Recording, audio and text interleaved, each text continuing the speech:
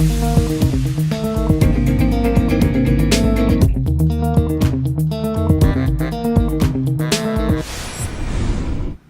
YouTube, it's John Lemon. Today I will be doing something new. Tell me if you guys like it or not, after the video is done. I'm going to be doing kind of like a tech news update, talk about what's new this week in tech. This is something I really love talking about. I listen to tech news like almost every morning as the day goes. I listen to like mostly tech news today. I really like the people on there. They're really funny and they have some really good information. So I also read stuff on a newspaper app called Flipboard. Some of you may have it. Some of you may just look at it and be like, it's not for me. Trust me, it has some really awesome things on there. Check it out if you want to read a newspaper, find some articles for some papers. I even used Flipboard for to find some articles for a paper I did on Microsoft about a year ago. So let's get started.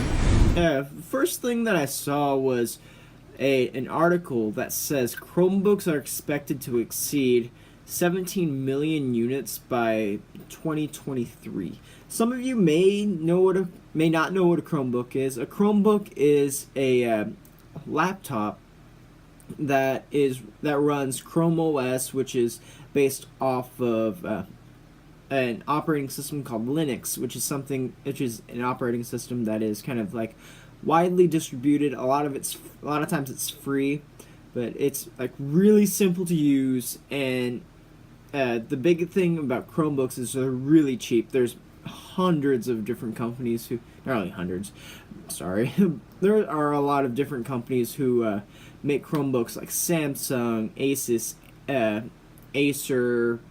I think LG might even make a Chromebook, and they're also great for productivity. According to Statista, I think it's called, Chromebooks are now outselling Macs as of the year 2015, so last year, and which is kind of big because for the longest time Macs have been known for to be the big productivity computer, and now that Chromebooks are outselling them, it's kind of big. But at the same time, I could see why, because Chromebooks are really cheap, easy, they're affordable, and since many people are using Android phones, it runs really well with Android phones, kind of like how Macs run with iPhones really well.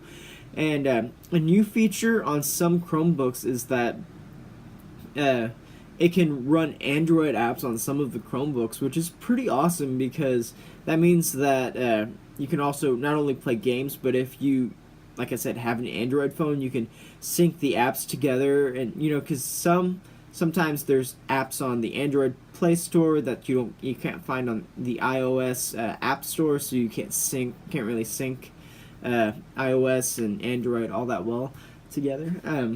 If you want to read more about this, I'll have the link for this article in the description. Now, the next thing is something that I thought was really cool, and I'd never seen anything like it before. I showed it to some of my housemates, and one thought it was kind of creepy, one thought it was cool. It is temporary tattoos that become computer interfaces.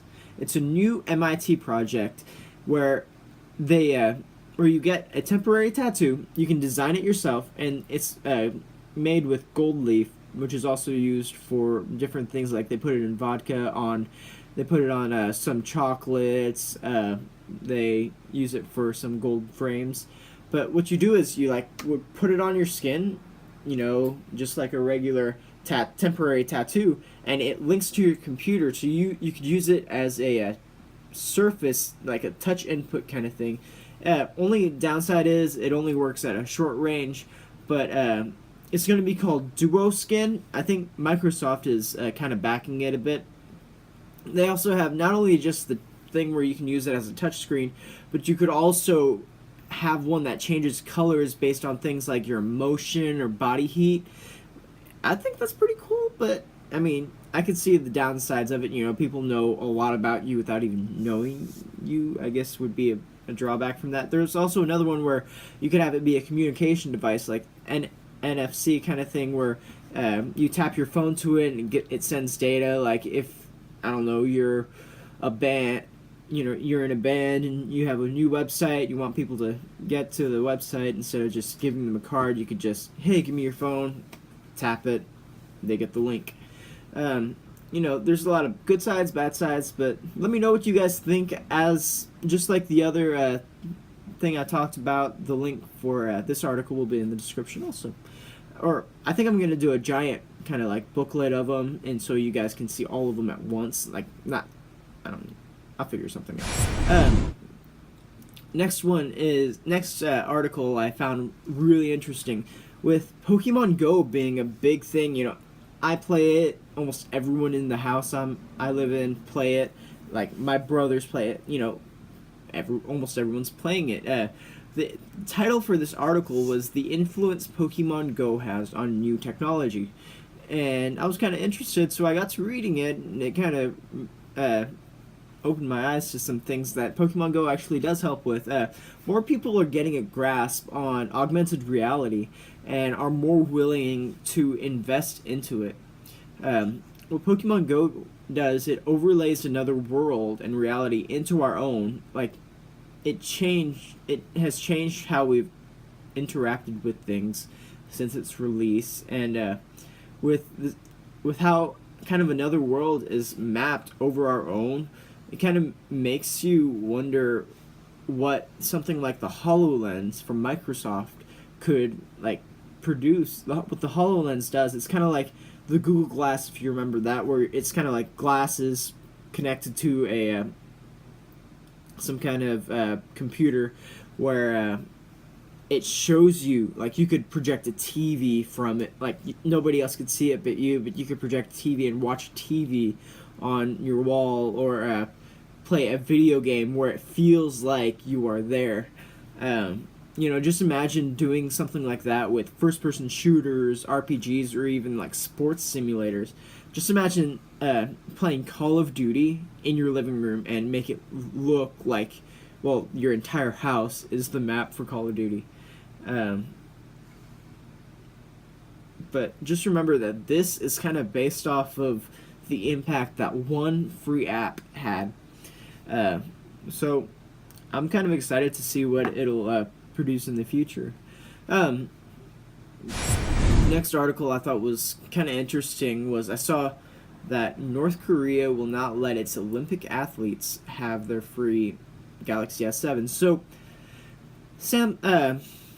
to show support for the Olympics, the South Korean tech company Samsung gave the 11,200 athletes special edition Samsung Galaxy S7s, where it has like the Olympics logo on it, and according to an article on CNET, the North Korea is refusing to let their athletes have the free phones. I mean, I could kind of see why, because they are, kind of at war with each other, but at the same time, they're kind of taking away that freedom, kind of, to make their own decisions. But, I mean, it's part of their culture to kind of be tight and stuff. But let me know what you guys think in the comments below about this. So, this next article is going to be the last one for this. Google is secretly creating a new operating system that is not based off of Linux. As I said in the first article, Chrome OS is based off of Linux, and so the fact that this article is saying that they're creating a new operating system that's not based off of Linux anymore is pretty cool, because we haven't really seen a new operating system technically in a long time. I didn't look up the statistics, but I think I can't even think of the most recent operating system that came out. I mean, Sailfish tried coming out, but that was kind of derailed. Which, if you don't know what Sailfish is, look it up. It looked like it was going to be really cool, but then it tanked, like most good things do. So according to GitHub, this new operating system is going to be called Fuchsia. It is designed to compete with Internet of Things oriented operating system. What Internet of Things is like where you connect everything in your house to the internet and it makes a smart house. I believe there was a movie where the smart house tried to take over the family and wouldn't let them leave or anything like that. So I'm a little weary about the smart house thing, but I mean, it's whatever. But it's designed to be used on devices also for smartphones all the way up to desktops. Um, so that's going to be really cool, having a new official operating system to be working with, because if this works out, then it sounds like this will be something where you'll have the same operating system on your phone as you have on a tablet, as you have on a laptop and desktop, and so that would make integrating so simple. But technically, it hasn't been released yet. No information's been officially released other than what I just read to you. So somehow all of the links for the articles I've mentioned today will be in the description below. Be sure to give a thumbs up if you liked it, and then comment what your thoughts on any of the things that I talked about, and I'll try to reply the best I can. I'm kind of busy sometimes, so yeah, you guys have a great rest of your day, night, afternoon, whatever time you're watching this. So yeah, bye bye.